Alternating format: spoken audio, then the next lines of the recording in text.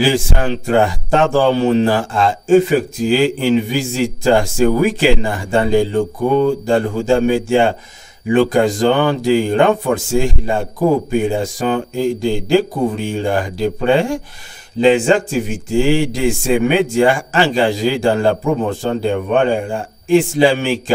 Les responsables et membres du centre Tadamoun ont été accueillis chaleureusement dans les studios et bureaux d'Al-Huda Media. Au programme, présentation des installations, échanges sur les projets en cours et perspectives d'action commune au service de l'éducation, de la foi et de la cohésion sociale. Cette visite est placée sous le signe du partage et de l'unité avec un objectif commun, servir la communauté islamique. Moussa Goula, reportage. إذا السماء انفطرت وإذا الكواكب انتثرت وإذا البحار فجرت وإذا القبور بعثرت علمت نفس ما قدمت وأخرت يا أيها الإنسان ما غرك بربك الكريم. De formation islamique, Tadamoun a organisé une colonie de vacances pour quelques semaines durant ces vacances pour permettre aux enfants de connaître et apprendre davantage de la religion islamique. Vacances, nous organisons cette colonie il y a de cela 4 ans. Voilà, nous donnons une éducation islamique aux enfants. Voilà, ils apprennent également les différentes sciences religieuses. Voilà, il y a l'informatique également. Les filles majeures aussi bénéficient chaque année des cours sur la vie féminine. Voilà. Et également, il y a des visites. Nous avons visité le docteur Mohamed Ishaq Kindo avant de venir dans les locaux de Al-Huda Media. Et c'est religieux. Il y a la mémorisation du Saint-Coran. Il y a les tawhid, il y a hadith, il y a fiqh, il y a sira, il y a adhkar. Et toutes les disciplines religieuses. Le but, c'est de former surtout les enfants qui sont dans les écoles laïques françaises, et de les former islamiquement, de leur permettre d'avoir une éducation islamique et de leur donner une chance d'apprendre leur religion qui est l'islam. Cette initiative salvatrice est toujours la bienvenue car elle permet aux enfants de mieux s'instruire en matière de religion islamique et aussi à devenir de bons ambassadeurs de l'islam au sein de la société. Ce jeudi 14 août, des élèves inscrits au cours des vacances ont effectué une visite pédagogique au siège du groupe Al-Huda Media. Encadrés par leurs enseignants, ils ont pu découvrir les coulisses des activités télévisuelles, radiophoniques et des productions de contenu. Au programme de la visite, immersion dans les studios, échange avec les journalistes et techniciens et explications sur le fonctionnement des différents départements du groupe. L'initiative vise à élargir les horizons des jeunes et à susciter, pourquoi pas, des vocations dans les métiers des médias. Les encadreurs ont salué l'accueil chaleureux et la disponibilité de l'équipe Al-Huda Media, soulignant que cette expérience restera gravée dans la mémoire des élèves. Suivant. La réalité de ces deux médias. Donc nous sommes fiers, ils sont tous fiers de ce qu'ils ont pu constater aujourd'hui, et qu'à la télé et à la radio en même temps. Vraiment, c'est une grande satisfaction et nous tenons à remercier en tout cas les responsables d'Al-Huda. Et Inch'Allah, nous implorons Allah qu'il en tout cas nous garde longtemps ensemble et qu'il en tout cas mette sa baraka dans toutes ses œuvres. Vraiment, ça s'est très bien passé. Ils sont venus animer une émission. Voilà, l'émission Petit Musulman pendant 45 minutes. En même temps, ils ont visité en tout cas la radio et la télé. Et vraiment, je tiens à remercier également en tout cas les enseignants, les encadreurs qui n'ont ménagé aucun effort pour que vraiment ils puissent acquérir ce savoir. Et merci une fois de plus, merci, Inch'Allah. Rendez-vous est donné pour l'année prochaine. Wassalamu alaikum wa rahmatullahi wa barakatuh. Dans un message éloquent diffusé à l'occasion du lancement de l'immersion patriotique, le capitaine Ibrahim Traoré, président du Faso et chef de l'État, a adressé un vibrant appel à la jeunesse burkinabé. Il souhaite que cette initiative ciblant les nouveaux bacheliers devienne le socle d'un patriotisme conscient et d'un nouveau modèle citoyen fort. L'immersion vise à forger des patriotes conscients de leur mission dans un pays en plein quête de cohésion et de sécurité. Les jeunes suivront des modèles sur l'histoire politique du Burkina Faso, le patriotisme, la sociologie, la géopolitique, le vivre ensemble, la discipline, ainsi qu'une formation physique et sportive afin de développer des réflexes d'autodéfense et de renforcer la fibre patriotique. L'objectif est de créer des citoyens patriotes capables d'impacter positivement la société et contribuer à la refondation de la nation et à un développement endogène. Pour cette année, l'immersion est obligatoire pour les élèves admis au baccalauréat avec des modalités telles que la durée et l'encadrement précisés selon un arrêté à venir. Le président de la République a ainsi souligné que ce programme ne se limite pas à une formation scolaire, c'est une éducation civique, patriotique et physique destinée à bâtir une génération responsable, disciplinée, ancrée dans les valeurs de la patrie. Dans l'ordre et la discipline, et depuis les rangs, ces pionniers de l'immersion patriotique obligatoire donnent de la voix à travers le ditanier, l'hymne national, pour marquer leur appartenance à la mère patrie et leur engagement pour la révolution progressiste populaire. Séance tenante dans un message vidéo diffusé à leur endroit, ces nouveaux bacheliers reçoivent les encouragements du chef de l'État, le capitaine Ibrahim Traoré. Il est nécessaire de comprendre que notre pays est dans une révolution. Nous avons donc décidé de vous initier et de vous donner un certain nombre de rudiments pour affronter l'alternative. C'est ainsi que l'immersion patriotique a été initiée et nous devons être fiers d'être la première promotion. La révolution a besoin de citoyens nouveaux, de citoyens patriotes, intègres, solidaires. Et au cours de cette immersion, vous apprendrez beaucoup de choses. Vous devrez apprendre à être le bon patriote, à ne jamais trahir la mère patrie.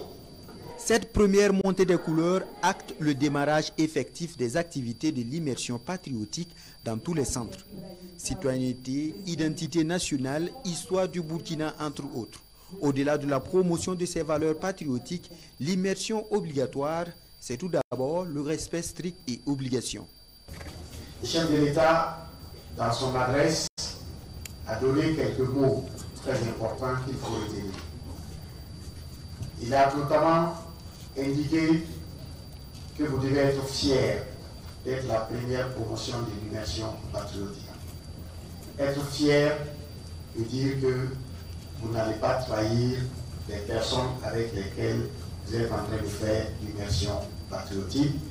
Vous n'allez pas trahir l'esprit de l'immersion patriotique.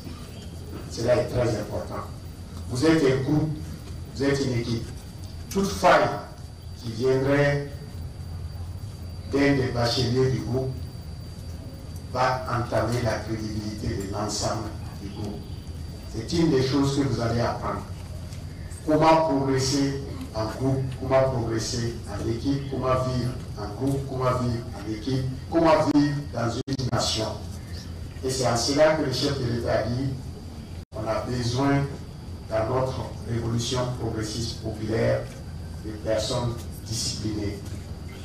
de personnes patriotes.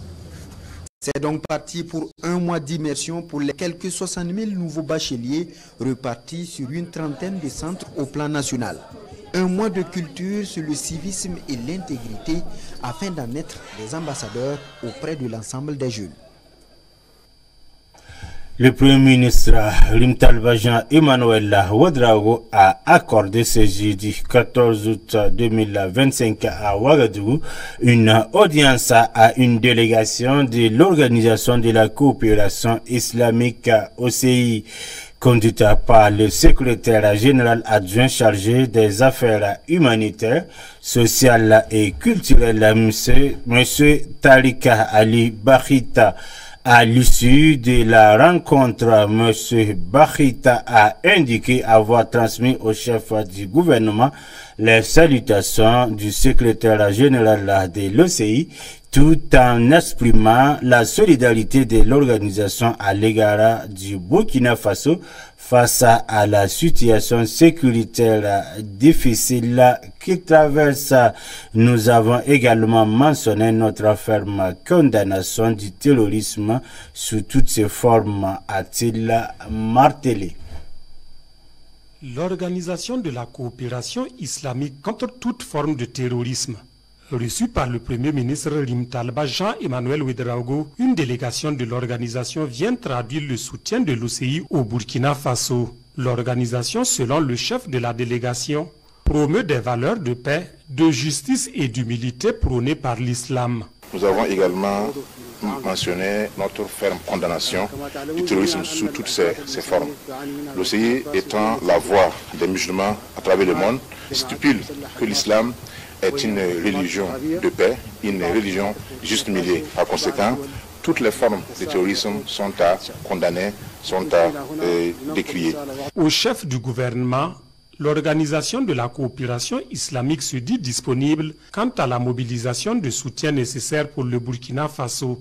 Un apport en soutien aux efforts déjà déployés par le capitaine Ibrahim Traoré et l'ensemble de son gouvernement pour le retour de la paix. Nous savons très bien que le président du Faso fait des efforts louables pour la sécurisation du Burkina Faso et pour son développement. Nous avons au cours de cette audience également passé en revue l'ensemble des dossiers qui concernent les deux parties, l'OCI et le Burkina Faso. Nous avons bien sûr également parlé des projets futurs que nous comptons réaliser au Burkina Faso. Nous avons également procédé à la signature d'autres accords, d'autres conventions, avec notamment la BADEA, qui sont donc des accords destinés à aider le Burkina Faso dans bien des domaines. Également, nous avons parlé des efforts qui sont également déployés par d'autres organisations comme la BID au profit des personnes déplacées internes. Sur les pas de ces interventions, l'équipe de l'OCI compte également effectuer le déplacement de Kaya durant son séjour en terre burkinabé. Et de retour à Djeddah, selon le secrétaire général adjoint, l'OCI se fera le porte-voix du Burkina Faso pour une mobilisation des acteurs en vue de soutenir les actions du gouvernement.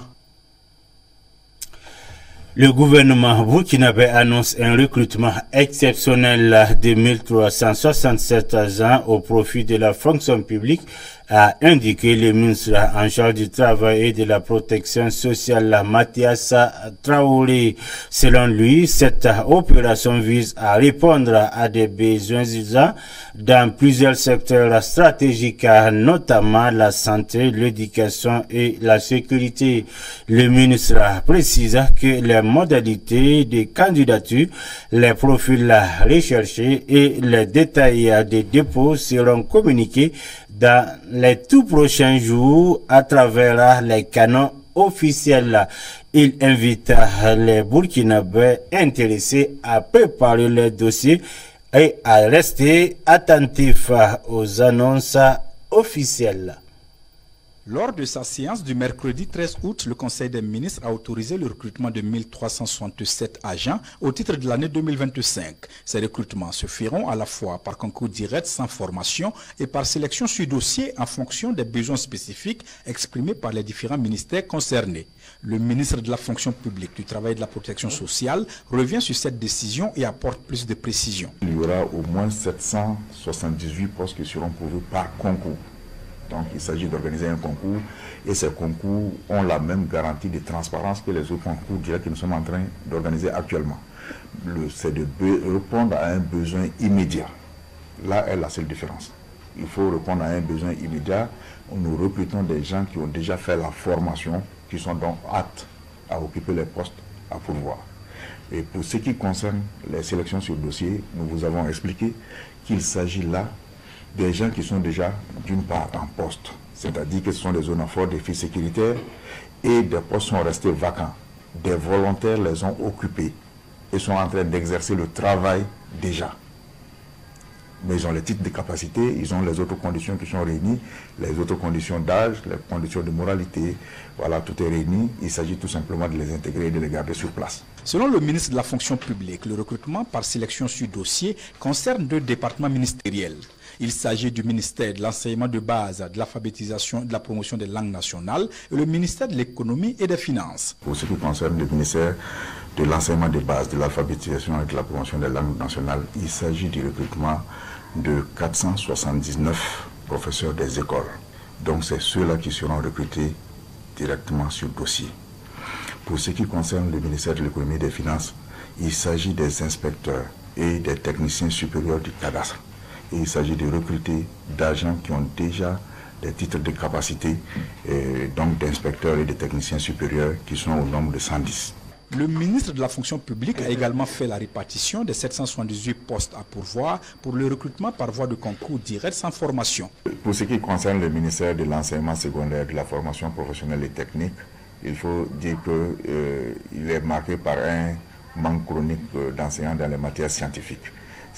À cet effet, il sera procédé au recrutement de 71 professeurs des lycées et collèges pour la rentrée 2025-2026, conformément au statut particulier. Ce qui concerne le ministère de l'Agriculture, nous allons recruter 85 personnes pour accompagner l'offensive agricole et puis l'initiative présidentielle pour l'autosuffisance alimentaire.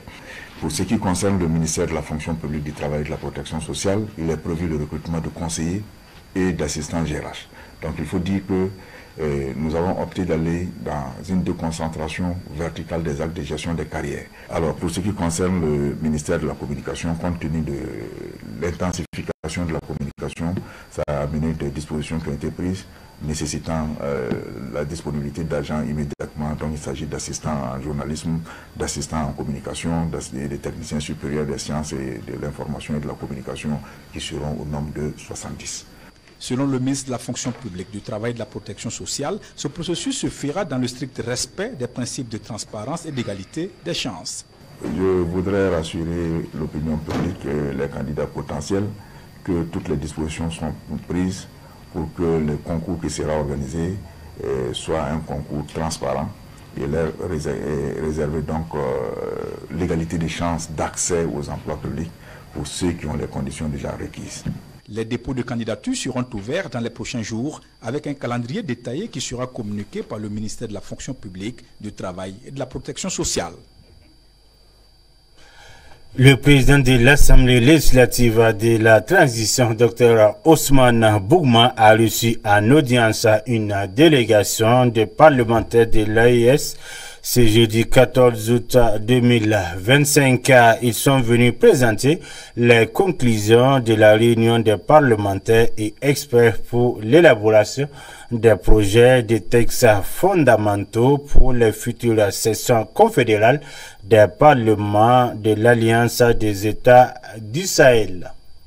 Après 4 jours de travaux dans la capitale burkinabé, les parlementaires du Mali, du Niger et du Burkina, ainsi que les experts remettent au président de l'ALT le fruit de leurs réflexions. Leurs travaux portent sur l'opérationnalisation du Parlement confédéral pour se mettre en conformité avec le traité de création des États du Sahel.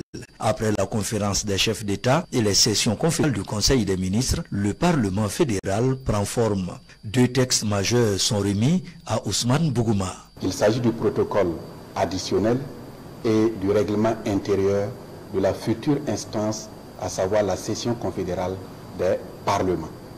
Et nous venons de recevoir les projets qui ont été élaborés, que nous allons transmettre à nos 2 homologues et ensuite aux 3 chefs d'État qui ont de ce point de vue-là le dernier mot pour la mise en place de cette instance. C'est véritablement une communauté de destin que nous sommes en train de tisser. Et la session confédérale va permettre la prise en compte progressive des préoccupations de nos populations, puisque c'est cette instance-là qui va être le porte-voix de nos populations dans les différentes actions de la Confédération.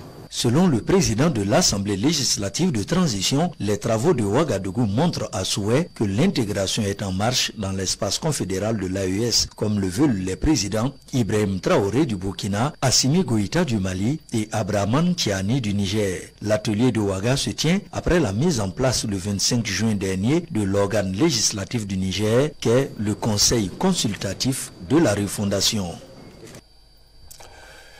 Le jeu collectif de l'équipe de la présidence du FASO, la Pré-FASO, a triomphé des individualités des anciennes gloires du football africain le 5 août dernier, date anniversaire de l'accession à l'indépendance de notre pays. Le président du FASO, le capitaine présente à Ouagadougou les anciens internationaux africains présents à Ouagadougou dans le cadre de la réouverture du stade du 4 août. Au-delà de l'exercice sportif, ce match revêt un caractère symbolique, l'amitié, la solidarité et le soutien de ces légendes du football à l'endroit du Burkina Faso. C'est aussi l'expression de l'unité de la jeunesse africaine, très chère au président du Faso. L'équipe de la présidence du Faso, amenée par le président du Faso himself, se mesure à une sélection d'anciens professionnels de football. Une constellation de stars de la galaxie du football africain. Entre autres, Rigobert Song, El Hadji Diouf, Emmanuel Cheyi Adebayor, Stéphane Mbia, Ebang Evono, Benjamin Mukanjo, Mamadou Niang, Mani Sampol, Karim Agui, Taïwo Taye, Charles Kaboré, Alain Sibiri Traoré, Momoni Dagano, Raïm Oudrago, Bakary Koné, Adama Gira étaient présents à ce rendez-vous sportif. Le match amical est disputé en 2 fois 30 minutes. Une rencontre qui sonne comme des retrouvailles entre l'équipe de la présidence du Faso et celle des légendes du football africain venues de tout le continent. Dès l'entame du match, l'équipe de la présidence du Faso ouvre le score à la 5e minute avec le commandant Basile Zongo. À la 12e minute, le capitaine Ibrahim Traoré, par une action hautement coordonnée, marque le 2e but. Puis, à la 29e minute, le commandant Basile Zongo accomplit son doublé. 3-0 au profit de la présidence du Faso. C'est le score à la pause. À la reprise, Mohamed Kofi réduit le score à la 39e minute au profit des légendes du football africain. Mais c'est sans compter avec la détermination du capitaine Ibrahim Traoré qui signe son doublé à la 41e minute.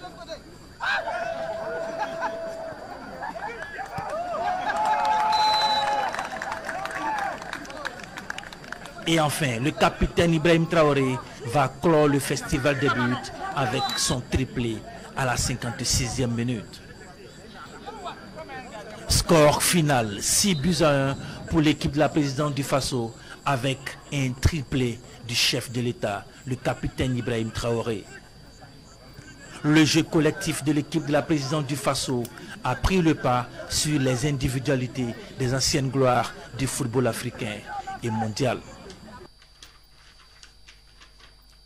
L'occasion est belle pour le chef de l'État de réitérer le message d'unité à la jeunesse africaine, à ces anciens internationaux africains qui sont des références pour la jeunesse du continent. Ce que nous partageons actuellement, ce sont des moments très importants.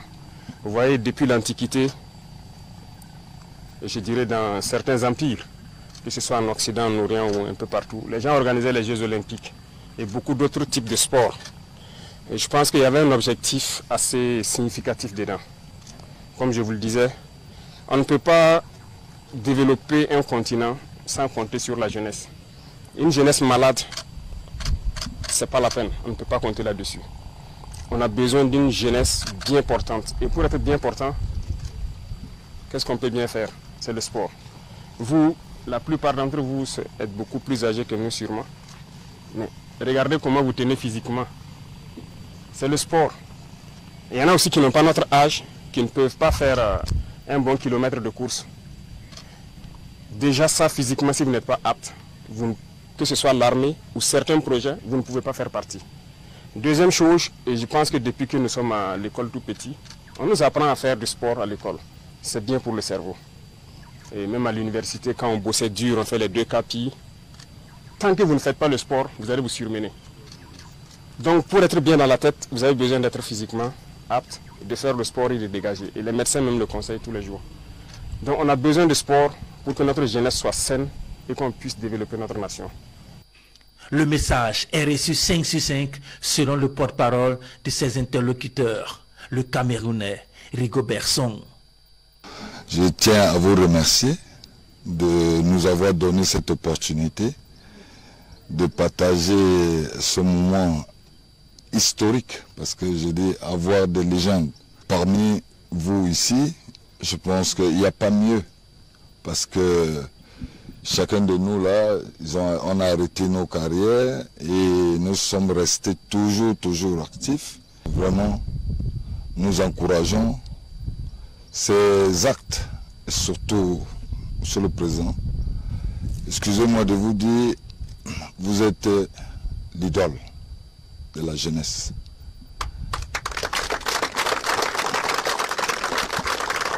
Nous, chacun dans son couloir, je pense que nous en football, vous m'avez dit tout à l'heure, Monsieur le Président, que vous m'admirez quand je jouais. Mais aujourd'hui, c'est le contraire, je vous admire. Lorsque j'ai été sollicité, je n'ai même pas voulu savoir de midi à 14 h. J'ai répondu présent. Parce que j'ai dit les valeurs. Nous grandissons et nous voyons des choses différemment aujourd'hui, auxquelles j'ai dit nous devons nous-mêmes être autonomes de nos propres choses. Oui, aujourd'hui l'Africain, l'autre qui a la peau différente n'est pas meilleur que nous. Non, on refuse.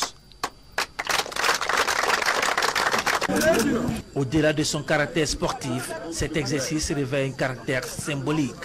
L'amitié, la solidarité et le soutien de ces légendes du football à l'endroit du Burkina Faso. C'est aussi l'expression de l'unité de la jeunesse africaine, très chère au président du Faso. Je suis en danger, Monsieur le Président. Je viens de perdre, ce n'est pas bon pour moi. On va me virer, Monsieur le Président. C'est tout pour cette page d'information sur Al-Huda TV, la chaîne de la guidance. Et merci pour votre constante fidélité à nos programmes. Wassalamu alaikum wa rahmatullahi wa barakatuh.